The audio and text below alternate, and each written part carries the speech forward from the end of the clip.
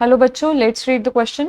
The suffix s used with the description of ribosomal units stands for.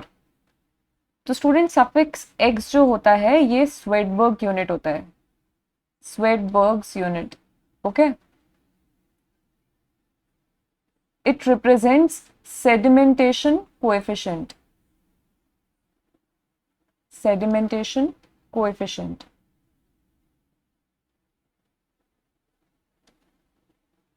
Okay, it is indirectly a measure of density and size. जो molecules हैं उनके density and size का ये एक indirect major है. ठीक है, तो जो राइबोसोम्स होते हैं they are made up of two subunits both in eukaryotes and prokaryotes. Eukaryotes में 80s टाइप के राइबोसोम्स हैं which are made up of 60s larger subunit है and जिसमें 40s smaller subunit है. Prokaryotes are made up of 70s ribosomes जिसमें 50s larger subunit है and 30s smaller subunit है. ठीक है, अब जब हम इन दोनों को ऐड करते हैं तो वैल्यू 80 नहीं आती. ओके, उससे ज्यादा आती है. सिमिलरली प्रोकैरियोट्स में भी इनको ऐड करते हैं तो वैल्यू ज्यादा आती है as compared to the combined value. जब हम 50 और 30 को ऐड करते हैं तो 70 से ज्यादा वैल्यू आती है. तो ये मतलब ये जो सब यूनिट है ये इनडायरेक्ट मेजर है डेंसिटी और साइज का. इसका मतलब ये होता है कि ये सेडिमेंटेशन जब हम सेंट्रीफ्यूज करेंगे इन मॉलिक्यूल्स को तो depending upon the rate of the sedimentation of a molecule, sedimentation coefficient की वैल्यू उसको असाइन की जाएगी. तो अगर एक लार्जर सब यूनिट है, ठीक है, उसका डेंसिटी एंड साइज बड़ा है तो उसका सेडिमेंटेशन कोएफिशिएंट ज्यादा होगा क्योंकि उसका सेडिमेंटेशन रेट ज्यादा है. ठीक है, वो जल्दी जाके सेटल हो जाएगा as compared to the smaller sub unit जिसका साइज कम है.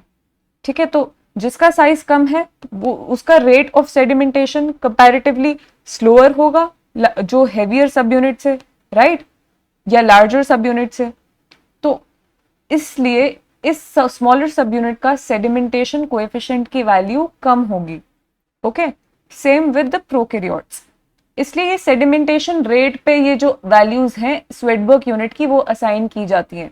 इसका ये मतलब नहीं है कि हम इनको ऐड करके ये मास दे दें. ठीक है, ऐसा इसका जो वैल्यू है उसका मतलब कुछ और है. It is not values that could be added up to give this particular value.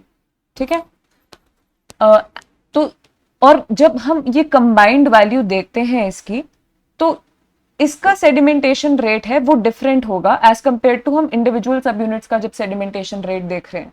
तो ये सेडिमेंटेशन रेट के बेसिस पे वैल्यूज असाइंड है, इसलिए they are not adding up to give the same value. Okay, तो हम ऑप्शंस अगर देखें तो आंसर सॉल्युबिलिटी नहीं होगा, सरफेस एरिया भी नहीं होगा.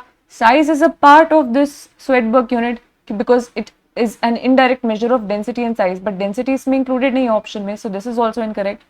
सेडिमेंटेशन कोएफिशिएंट ये करेक्ट होगा बिकॉज स्वेडबर्ग्स यूनिट जो है वो सेडिमेंटेशन कोएफिशिएंट उसका मतलब यही होता है कि it is a value of sedimentation coefficient. Okay, so the correct answer is option number 4. Hope you understood the question, students. Thank you. All the best.